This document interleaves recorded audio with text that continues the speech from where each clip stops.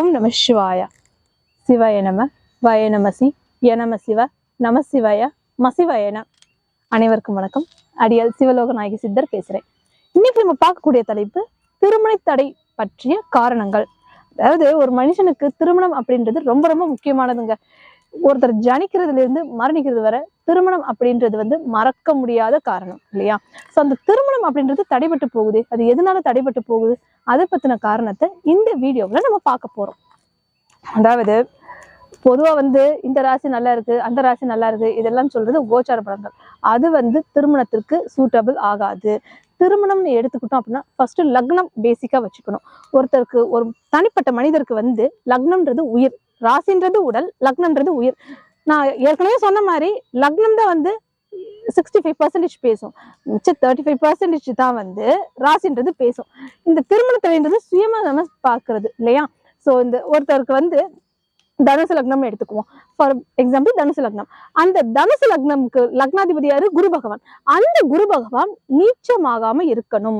அந்த நீச்சமாகாம இருந்து அதுல இருந்து நேரா 2வது ஸ்தானத்தை பார்க்கணும். லக்னத்துல இருந்து 2வது ஸ்தானமாகிய குடும்பஸ்தானம் வலுப்பெற்று இருக்கணும்.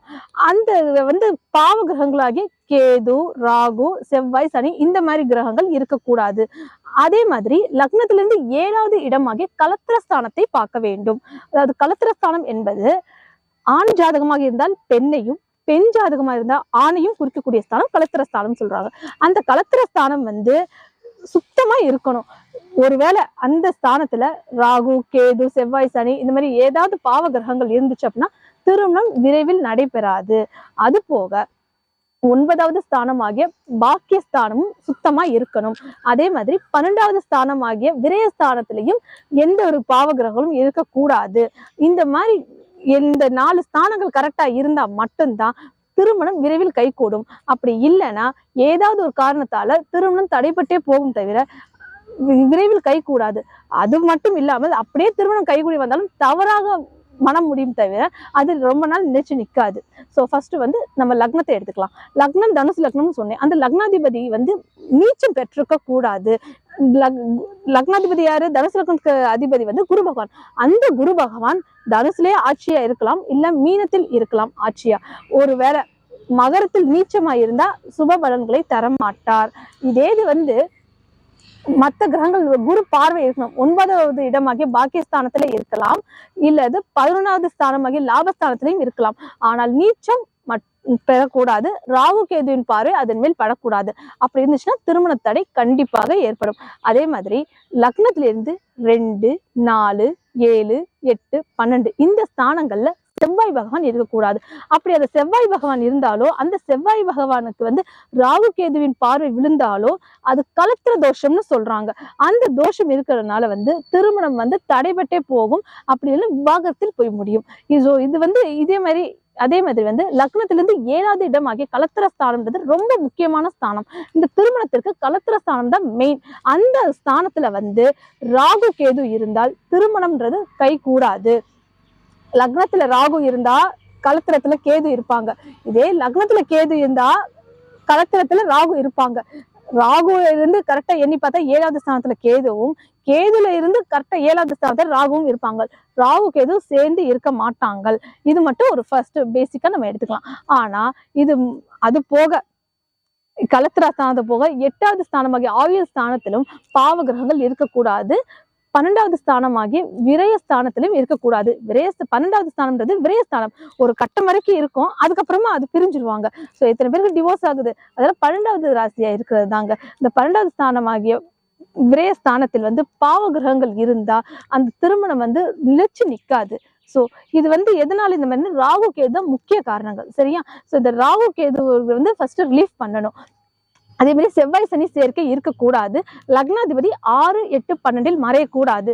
இந்த மாதிரி இல்லாம கரெக்டா லக்னத்தில இருந்து 1, 5, 9 சொல்லக்கூடிய திரிகேந்திர ஸ்தானம், அந்த திரிகேந்திர ஸ்தானத்துல சுப கிரகங்கள் இருக்கணும். அப்படி இருந்தால் திருமணம் கைகூடும். அப்படி இல்லாத பட்சத்துல இந்த செவ்வாய், சனி, ராகு, கேது இந்த மாதிரி கிரகங்கள், அசுப கிரகங்களோட பார்வை நீங்கிறதுக்காக தோஷம், இது தோஷம்னு சொல்லுவாங்க. ராகு கேதுன்னு இருந்துச்சுன்னா காலசர்ப்ப தோஷம்னு சொல்லுவாங்க. செவ்வாய் பகவான பாதிப்பு இருந்தா கலத்திர தோஷம்னு சொல்லுவாங்க.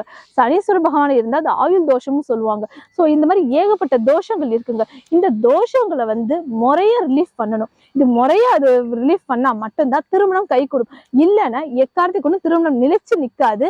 திருமணம் கைகூடி வந்தாலும் தள்ளி போகும், இல்லைன்னா விவாகரத்தில் கொண்டு போய் முடிச்சிடும். ஸோ அதனால வந்து திருமணத்துக்கு முன்னாலேயே இந்த தோஷத்தை நிவர்த்தி பண்ணாதான் திருமணம் முறையாகவும் சரியாகவும் நடக்கும்ன்றதை நான் சொல்லிக்கிறேன். சோ இந்த தோஷத்தை எப்படி நிவர்த்தி பண்ணலாம், இந்த ராகு கேதுவை வந்து எப்படி நம்ம ரிலீஃப் பண்ணலாம். ராகு கேதுவுக்கு வந்து உருவம் கிடையாது, நிழல்கிரகங்கள்னு ஏற்கனவே சொல்லியிருந்தேன். சோ அந்த மாதிரி அந்த நிழலை வந்து எடுக்கணும். நிழல் விலகினாத்தானே, அந்த இருள் விலகினாத்தானே ஒளின்றது நமக்கு கிடைக்கும். சோ அந்த நிழல் விலக வைக்கணும். அதே மாதிரி செவ்வாய் சனி பார்வை வந்து குரூர பார்வை கருணை பார்வையை மாத்தணும். கிரகங்களுக்கு 2 வகையான பார்வை இருக்குது, குரூர பார்வை கருணை பார்வைன்னு. குரூரமா பாக்குறதுனாலதான் வந்து நமக்கு இந்த மாதிரி தோஷங்கள் சாபங்கள் இந்த மாதிரிலாம் ஏற்படுது. இது வந்து முன்னோர்களை பேஸ் பண்ணி வைக்கிறது, பஞ்சமகா பாதங்கள்னு சொல்லுவாங்க, அதை பேஸ் பண்ணி வர்றது. சோ இந்த குரூர பார்வையில இருந்து கருணை பார்வையை மாத்தணும். அதுக்கு ஒரு சில பரிகாரங்கள் செஞ்சுதான் ஆகணும். தோஷம்னு ஒண்ணு இருந்தா யோகம்னு ஒண்ணு இருக்கத்தான் செய்யும். அது நம்ம தான் முறையா செய்யணும். அந்த தோஷத்தை எப்படி நிவர்த்தி பண்றது, அந்த தோஷத்துக்கான பரிகாரங்கள் என்ன, ராகு கேதுக்கான பரிகாரங்கள் என்ன, செவ்வாய்க்குரிய பரிகாரங்கள் என்ன, சனீஸ்வரனுக்குரிய பரிகாரங்கள் என்ன, இதுக்கான எல்லா பரிகாரத்தையும் சிவகுருநாத சித்த சுவாமிகள் விளக்கம் அளிப்பார். இப்பொழுது திருமண தடை பற்றிய காரணத்தை நான் கூறினேன். ஆனால் இப்ப சிவகுருநாத நமசிவாய சுவாமிகள் வந்து இந்த தோஷத்துக்கான விளக்கத்தை அளிப்பார். இந்த தோஷம் எப்படி பரிகாரம் செய்வது அப்படின்றது விளக்கத்தை குருநாதர் அளிப்பார். குருநாதரை இப்போது சந்திக்கலாம். வணக்கம் குருஜி. ஓம் நமச்சிவாய. குருஜி, திருமண தடை பற்றிய காரணங்கள் அப்படின்ற இந்த வீடியோல வந்து நிறைய பேர் ஏகப்பட்ட டவுட்ஸ் கேட்டுட்டு இருக்காங்க. அதுக்கான காரணத்தை நான் சொல்லிட்டேன். ஆனா அந்த தோஷத்தை வந்து எப்படி நிவர்த்தி பண்றது, அந்த திருமணத்தை எப்படி கை கூட வைக்கிறது அப்படின்றதுக்கு விளக்கத்தை நீங்க சொல்லுங்க குருஜி. ஓம் நமச்சிவாய. வணக்கம் நமச்சிவாயம். என்னாருடைய சிவனையை போற்றி, எந்நாட்டவருக்கும் இறைவா போற்றி. சடையாய் எனுமால் சரணி எனுமால் விடையாய் எனுமால் வருவா வலுமால் மதையார் குவளை மலரும் மருகள் உடையாய் இதகமோ உள்மொழிவே என்னும் தேவார பதிகத்தினுடைய அருக்கடாச்ச சக்தி திருமணத்திற்கான தேவார பதிகத்தினுடைய அடியை தொடங்கி ஆன்மீக பக்தர்களுக்கும் ஆன்மீக அன்பர்களுக்காகவும் தோஷ பரிகார நிவர்த்தியினுடைய விளக்கத்தை எளிமையாக சொல்ல கடமைப்பட்டிருக்கிறேன். பல ஆன்மீக பக்தர்கள் தோஷ நிவர்த்தி என்று ஒவ்வொருவரும் ஒவ்வொரு வகையாக சொல்கிறார்களே, இது உண்மைதானா, இது போலிதானா, இல்லை பொய்யா என்று பல சந்தேகங்களுடன் பல மாதிரி ஆன்மீக பக்தர்கள் கேட்கிறார்கள். கண்டிப்பாக நன்மை என்று இருந்தால் ஒரு தீமை ஒன்று உடனே நம்மை வந்து கொண்டே இருக்கும். தீமை வரும்போது தீமையே வந்து கொண்டிருக்கிறாது. அதற்கு உண்டான நன்மையையும் நமக்கு கிடைக்கும் ஆற்றலை நாம் தெய்வத்தினுடைய அனுகிரகத்தாலும் நம்மளுடைய ஒழுக்கமான நடவடிக்கையாலும் அதை நம்மால் பெற முடியும். தோஷம் என்பது பல பேர் கேட்டுக்கொண்டிருக்கிறார். தோஷம் என்றால் என்னவென்று எங்களுக்கு ஒரு சாதாரண மக்களுக்கு புரியும் அளவுக்கு சொல்ல வேண்டும் என்று பல ஆயிரக்கணக்கான ஆன்மீக பக்தர்கள் பல பல ஆன்மீகவாதிகளும் கேட்டுக்கொண்டிருக்கிறார்கள். சுருக்கமாக சொல்ல போனால் இப்பொழுது நாம் ஒரு விளக்கை ஏற்றி வைத்திருக்கிறோம். அந்த விளக்கிற்கு முன்னால் நாம் ஒரு திரையை போட்டுவிட்டால் அந்த பக்கம் உள்ள விளக்கினுடைய வெளிச்சம் நமக்கு தெரியாது. அதே போல் அந்த திரையை விளக்கினால்தான் நாம் எதிரே நின்று விளக்கை பார்க்கும் பொழுது அந்த விளக்கினுடைய வெளிச்சம் தெரியும். ஆகவே அந்த திரை என்னும் ஒரு தோஷத்தை நிவர்த்தி பண்ணும் போது நாம் ஒரு எரியக்கூடிய தெய்வத்தின் ஆற்றலை விளக்கினுடைய சக்தியை, அந்த ஒளியினுடைய சக்தியை நாம் காண முடிகிறது.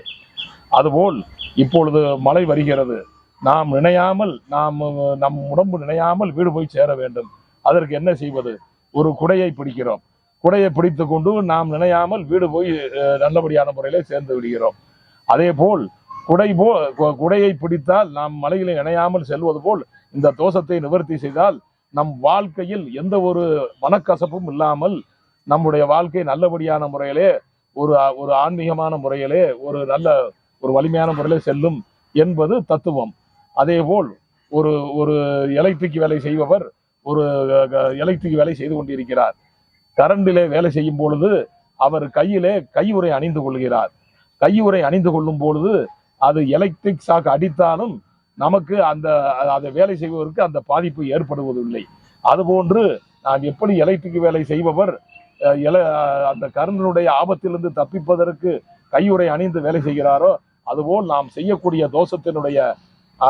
தோஷ பரிகார நிவர்த்தி என்பது நமக்கு வரும் அந்த ஆபத்தை அந்த பிரச்சனைகளிலிருந்து நம்மை காத்து நம்மளை வழிமாற்றத்தை செய்து ஒரு அருக்கடாச்ச வழியிலே நம்மளை கொண்டு செலுத்தும்.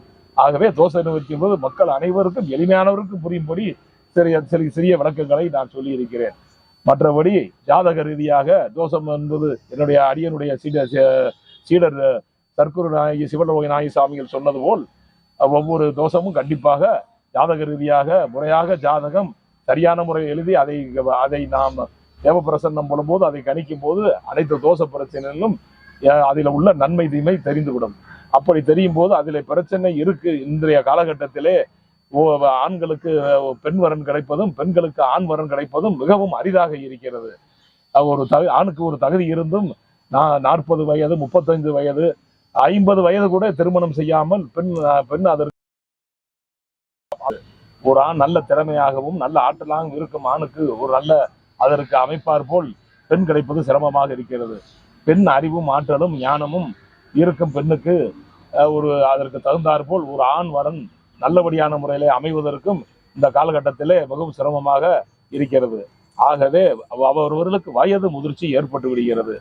எனவே இந்த காலகட்டத்திலே அதனுடைய ஜாதகத்தை நல்லபடியான முறையிலே சித்தருடைய அருள்வாக்கால் நல்லபடியான முறையிலே கணித்து சித்தருடைய அருள்வாக்கால் நல்லபடியான முறையிலே கணித்து அதில் என்ன குறைகள் இருக்கிறது, என்ன நிறைகள் இருக்கிறது, ஏன் இந்த தடைபடுகிறது, என்ன காரணம் என்பதை தீர்க்கமாக என் அரியனுடைய குருநாதன் திரு அண்ணாமலையார் அருட்கடாட்சத்தால் அதை ஆராய்ந்து அந்த தோஷ நிவர்த்திகளை சரிவர செய்து கொண்டு இன்று நூற்றுக்கணக்கானவர்கள் வயதாகியும் திருமணம் ஆகாதவருக்கு நல்லபடியான முறையிலே வாக்கு சக்தியுடன் நல்லபடியான முறையிலே அந்த பரிகாரத்தை நிவர்த்தி செய்து இன்று திருமணம் அடைந்து அவரவர்கள் இன்று திருமணமாகி நல்லபடியான முறை குழந்தைகளெல்லாம் பெற்று நல்லபடியான முறையிலே ஒரு சந்தோஷமான வாழ்க்கையிலே இன்று இருந்து கொண்டிருக்கிறார்கள். அவர்கள் அரியணை தொடர்பு கொண்டு அரியனுக்கு வாழ்த்துக்களையும் மனதார தெரிவித்துக் கொண்டிருக்கிறார்கள். இந்த தோஷத்தை நிவர்த்தி செய்வது என்னவென்றால் வரலாற்றிலே அருணகிரிநாதர் சுவாமிகள் சொன்னது போல்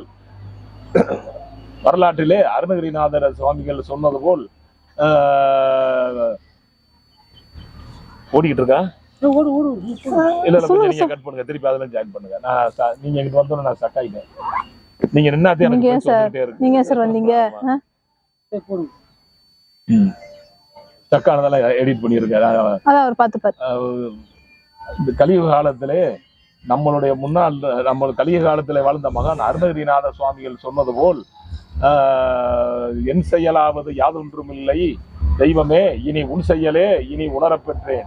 இந்த ஊனெடுத்த பின் செய்த தீவினை யாதொன்றும் இல்லை, பிறப்பதற்கு முன் செய்த தீவினையோ இங்கனே வந்து மூண்டதுவே என்பது போல் இப்பொழுது யாரும் செய்த பாவமும் நன்மை தீமைக்கு ஏற்ப நமக்கு பலன்களோ நன்மை தீமையோ கண்டிப்பாக அமைவதில்லை.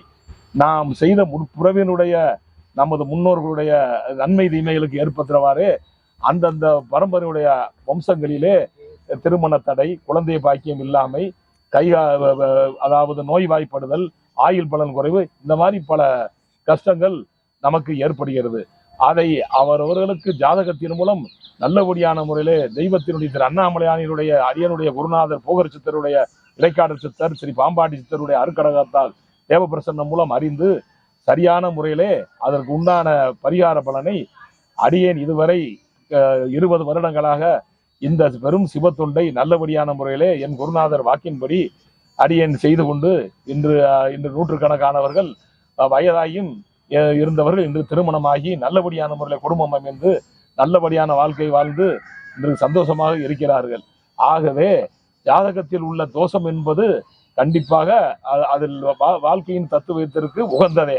அதை நல்லபடியான முறையிலே தெரிந்து கொண்டு அதன் உண்டான பிரச்சனைகளை தீர்த்து நமக்கு பிரச்சனைகளை தீர்க்கும் பொழுது அதை நிவர்த்தி செய்யும் பொழுது நமக்கு ஒரு நல்லபடியான முறை பாதை கிடைக்கிறது. நமக்கு உண்டான பெண் எங்கே இருக்கிறான் என்பதும் நமக்கு தெரிய வருகிறது. பெண்ணுக்கு உண்டான ஆண் வரனும் எங்கே இருக்கிறான் என்பது பஞ்சபூத அந்த ஆற்றல் சக்தியால் நாம் தோஷத்தை நிவாரணத்தை செய்யும் பரிகாரத்தின் யார் மூலியமாவது எவர் மூலியமாவது நமக்கு அருகில் இருக்கும் வீட்டில் இருப்பவர்கள் மூலியமாவது நமது பெண்ணுக்கு மாப்பிள்ளையும் மாப்பிள்ளைக்கு பெண்ணும் கண்டிப்பாக நல்லபடியான முறையிலே அமையும் காலகட்டம் இந்த பரிகார நிவர்த்தியின் மூலமாக ஒரு சக்தி ஏற்படுகிறது. ஆகவே இந்த வயதாகியும் திருமணம் நடக்காதவர்கள், ஆணுக்கு பெண் கிடைக்காதவர்கள், பெண்ணுக்கு ஆண் கிடைக்காதவர்கள், பல இந்த மாதிரியான ஒரு சூழ்நிலை உள்ளவர்கள் அடியனை தொடர்பு கொண்டு கீழே உள்ள நம்பருக்கு அடியனை தொடர்பு கொண்டு மற்ற ஜாதகத்தை அனுப்பி வைத்து அதை தெரிந்து கொண்டு அதனுடைய பரிகார பலன்களை நல்லபடியாக செய்து நல்லபடியான முறையில் திருமண வாழ்க்கையில் நல்லபடியான முறையிலும் மற்றபடி அதாவது வேலை வாய்ப்பு படிப்பு ஞானம் அனைத்திற்கும் உண்டான தீர்வை பெறலாம் என்பது அடியனுடைய குருநாதர் அண்ணாமலையான் சரி அருணாச்சலத்தின் அருள்வாக்கு. என் குருநாதன் சரி போகர் சித்தர் சரி இறைக்காட சித்தர் சரி பாம்பாட்டி சித்தர் அருக்கடாச்சத்தால் மக்கள் அனைவருக்கும் நல்லபடியான முறையிலே ஆன்மீக தொண்டு செய்வதே இந்த சிவகுருநாத சித்தருடைய கடையாய கடமையும் அன்னதான தொண்டு செய்வதையே 25 வருடங்களாக லட்சியமாகவும் நான் அடியேன் கொண்டிருக்கிறேன். அன்னதான தொண்டை பசியின்றி வருபவர்களுக்கு அன்னதானமே மிகச் சிறந்தது என்று என் குருநாதருக்கு குருநாதராய் வழங்கிய திருவண்ணாமலையிலே ஜீவமுக்தியாய் குடியுண்டுள்ள ஸ்ரீ விருப்பாட்சி சித்தரும் ஸ்ரீ மகா யோகி காட்டு சிவா சித்தரும் ஸ்ரீ குகை நமச்சிவாயம் சுவாமிகளும் ஸ்ரீ ஈசானிய ஞானதேசிவர சுவாமிகளும் இன்னும் பல அடியனுடைய குருநாதரை திகழக்கூடியவர்களுடைய அருக்கராசத்தால் அன்னதான தொண்டே சிறந்தது, சிவத்தொண்டே சிறந்தது. பக்தி பெருகட்டும், அமைதி பெருகட்டும், உழைப்பு பெருகட்டும் என்று குருநாதர் சொன்னது போல் மக்கள் அனைவரும் நோய் நொடி இல்லாமல் இந்த தேசத்திற்கான நன்மைகளை செய்தும் தன் குடும்பத்திற்கான நன்மைகளுக்காக உழைத்தும் நல்லபடியான முறையிலே அவரவர் திறமைக்கு என்ன இருக்கிறதோ அந்த அடிப்படையிலேயே நல்லபடியான முறையிலே இருந்து சிறந்து விளங்கி ஆன்மீக பக்தியுடன் குடும்ப வாழ்க்கையிலே சிறப்பாக இருக்க வேண்டும் என்பதே சித்தர் சிவகுருநாதரினுடைய நமச்சிவாய சுவாமிகளுடைய தலையாய கடமை. அதை 25 வருடங்களாக மிகவும் பக்தியோடும் மிகவும் என் குருநாதருடைய அருள்வாக்கோடும் செய்து கொண்டிருக்கிறேன். ஓம் நமச்சிவாயா. திருச்சிற்றம்பலம், திருநீலகண்டம், தில்லை சிதம்பரம். ஓம் நமச்சிவாயா. இந்த நேர்களே, இன்னைக்கு குருநாதர் கொடுத்த விளக்கம் அனைவருக்கும் பயனுள்ளதா இருக்கும்னு நாங்க எல்லாரும் நம்புறோம். இதை பத்தி வேற ஏதாவது விளக்கம் தேவைப்பட்டுச்சு அப்படின்னா ஸ்கிரீன்ல தெரியல இந்த நம்பருக்கு கால் பண்ணீங்கன்னா உங்களுக்கு தேவையான விளக்கத்தை பெற்றுக்கொள்ளலாம். குருநாதர் இந்த மாதிரி ஏகப்பட்ட பரிகாரம் செஞ்சு எல்லாருக்கும் நல்ல வரன் கழித்து மன வாழ்க்கை நல்லவராக அமைவதற்கு வல்லவர் என்பதை தெரிவித்துக் கொள்கிறேன். வேற ஏதாவது டீடைல்ஸ் தேவைப்பட்டுச்சு அப்படின்னா ஸ்கிரீன்ல தெரிய நம்பருக்கு கால் பண்ணுங்க, தேவையான விளக்கத்தை பெற்றுக்கொள்ளலாம். இப்படிக்கு சிவலோக நாயகி சித்தர். ஓம் நம சிவாய. சிவாய நம. ஓம்.